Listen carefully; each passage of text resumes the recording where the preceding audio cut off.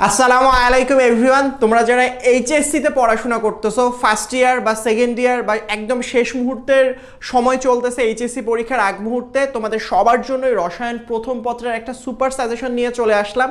এটা এমন একটা সাজেশন যে রসায়ন পুরোপুরি সবগুলো অধ্যায়ের উপর কোন টপিকগুলো থেকে সিকিউ কমন পাবা, কোনগুলো থেকে এমসিকিউ কমন পাবা, কোনগুলো কিসের জন্য গুরুত্বপূর্ণ, কোন অধ্যায়ের কোন টপিকগুলো থেকে বোর্ড পরীক্ষায় প্রশ্ন আসে বা টেস্ট পরীক্ষা বা তোমার কলেজের যে কোনো পরীক্ষায়, সেইগুলো দেখিয়ে দিব ইনশাল্লাহ। আজকে প্রথমে শুরু করি আমরা এই সুপার সাজেশনের মধ্যে যে ভাইয়া রসায়ন প্রথম পত্রের যে 5টা অধ্যায় রয়েছে, এই 5টা অধ্যায়ের মধ্যে কোন অধ্যায়টা কতটুকু গুরুত্বপূর্ণ এইটা আগে বোঝা বেশি গুরুত্বপূর্ণ। কারণ যেই অধ্যায়টা বেশি গুরুত্বপূর্ণ সেই অধ্যায়টা বেশি আসলে ফোকাস করা উচিত। দেখো, রসায়ন প্রথম পত্রে তো অধ্যায় সংখ্যা 5টা, বাট বেসিক্যালি রসায়ন প্রথম পত্রের আমি বলি অধ্যায় সংখ্যা আসলে 3টা। সেটা হচ্ছে 2, 3, 4। এটা হচ্ছে 1, এটা 2, এটা 3, 4, 5।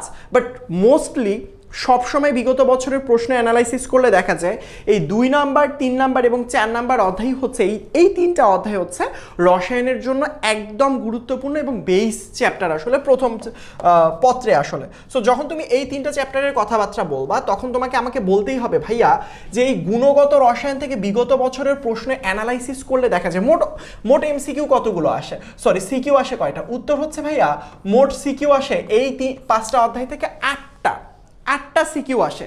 তার মধ্যে গুণগত অর্থাৎ 2 নাম্বার চ্যাপ্টারটা থেকে তোমার সিকিউ প্রতি বছর আসলে 2টা আসে। কোন কোন টপিক থেকে 2টা আসে এটা আমি পরে দাগিয়ে দিচ্ছি, কোনো সমস্যা নাই। পরবর্তীতে মৌলের পর্যায়বৃত্ত ধর্ম, এখান থেকে মাস্ট বি তো 2টা থাকবেই এবং প্রতি বছরের কোশ্চেন অ্যানালাইসিস করলে দেখা যায় এখান থেকে 3টা সিকিউ প্রশ্ন আসে। অর্থাৎ রসায়ন দ্বিতীয় পত্রের জন্য সবথেকে গুরুত্বপূর্ণ অধ্যায় হচ্ছে জৈব যৌগ। ঠিক একইভাবে রসায়ন প্রথম পত্রের জন্য সবথেকে গুরুত্বপূর্ণ অধ্যায় হচ্ছে মৌলের পর্যায়বৃত্ত ধর্ম। রসায়ন দ্বিতীয় পত্রে যেমন জৈব যৌগ অনেক বড়, সেম একইভাবে মৌলের পর্যায়বৃত্ত প্রথম পত্রের জন্য বড় বলা চলে। যার কারণে এখান থেকে আসলে 3টা সৃজনশীল প্রশ্ন কমন পেতে পারো ইনশাল্লাহ। এর পরবর্তীতে রাসায়নিক পরিবর্তন থেকে সৃজনশীল প্রশ্ন আসে 2টা। আসলে কতগুলো সিকিউ প্রশ্ন আসে? 2টা। একইভাবে কর্মমুখী রসায়ন, এখন তুমি একটা জিনিস খেয়াল করো, আমি যদি এই 3টা চ্যাপ্টারের দিকে একটু ফোকাস করি, এই 3টা চ্যাপ্টার ভালো করে পড়লেই তুমি তোমার পরীক্ষায় 7টা সিকিউ কমন পাইতেছো, মানে 8টার মধ্যে অ্যাটলিস্ট 7টা সিকিউ কমন পাবা। এখন প্রশ্ন হচ্ছে ভাইয়া আমি কি তাহলে বাকি 2টা অধ্যায় কি একটা সিকিউ এর জন্য পড়বো? উত্তর হচ্ছে হ্যাঁ।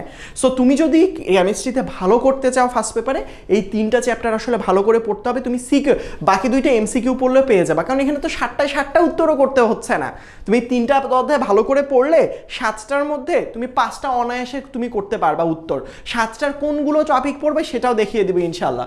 সো দেখো, ভালো করে খেয়াল করো, আমি যদি বাকি 2টা অধ্যায়ের কথা তোমাদেরকে একটু বলি, মনে রাখবা ল্যাবরেটরি নিরাপদ ব্যবহার, এটা থেকে শুধু এমসিকিউ প্রশ্ন আসে। হ্যাঁ, মাঝে মাঝে সিকিউ প্রশ্ন আসতে পারে, কিভাবে ল্যাবরেটরি নিরাপদ ব্যবহারে কিভাবে জিনিসগুলো পরিষ্কার করতে পারো, সেমি মাইক্রো হিসেব বা মাইক্রো অ্যানালাইটিক্যাল পদ্ধতি, এগুলো খুবই মাইনর বিষয়, এগুলো দেখিয়ে দিব ইনশাল্লাহ। বাট ওইটা বেসিক্যালি এমসিকিউ এর জন্য পড়বা। কর্মমুখী রসায়ন থেকে সর্বোচ্চ তুমি গেলে একটা সিকিউ, তাও কিভাবে কমন পাবা, ল্যাবরেটরি এবং কর্মমুখী একসাথে মিক্সড করে দিতে পারে আসলে বিগত বছরে কোশ্চেন অ্যানালাইসিস করলে এই দেখা যায়। তো তুমি আসলে আমি তোমাকে বলবো সবসময় কর্মমুখী রসায়ন এবং ল্যাবরেটরির নিরাপদ ব্যবহার, এই 2টা অধ্যায় না এমসিকিউ এর জন্য পড়ো। কেমন? এমসিকিউ এর জন্য পড়ো, কারণ কর্মমুখী রসায়ন এবং ল্যাবরেটরি উত্তর করতে চাইলে এটা থিওরিটিক্যাল আসে। তো তুমি খুব ভালো করেও যদি পড়ে সময় ইফোর্ট দিলা, 2টা অধ্যায়ে ইফোর্ট দিয়ে একটা সিকিউ কমন পাচ্ছ, তাও মানে যখন একদম খুবই ভালো করে লিখলে সর্বোচ্চ 7 থেকে 8 নাম্বার পেতে পারো।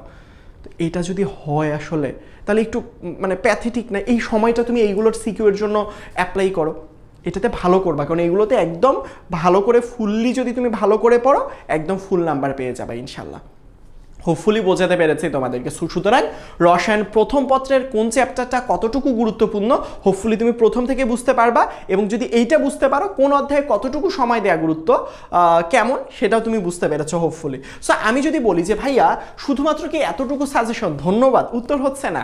কোন অধ্যায় ল্যাবরেটরি নিরাপদ ব্যবহারে কোন টপিক পড়বো, গুণগত রসায়নে কোন টপিক পড়বো, মৌলের পর্যায়বৃত্ত কোন টপিক পড়বো, ডি ব্লক, পি ব্লক, মৌলের সংকরায়ন কোন, রাসায়নিক পরিবর্তন, কর্মমুখী রসায়ন কোনগুলো পড়বো, সবগুলোই আস্তে আস্তে ইনশাল্লাহ আমি তোমাদেরকে দেখিয়ে দিব।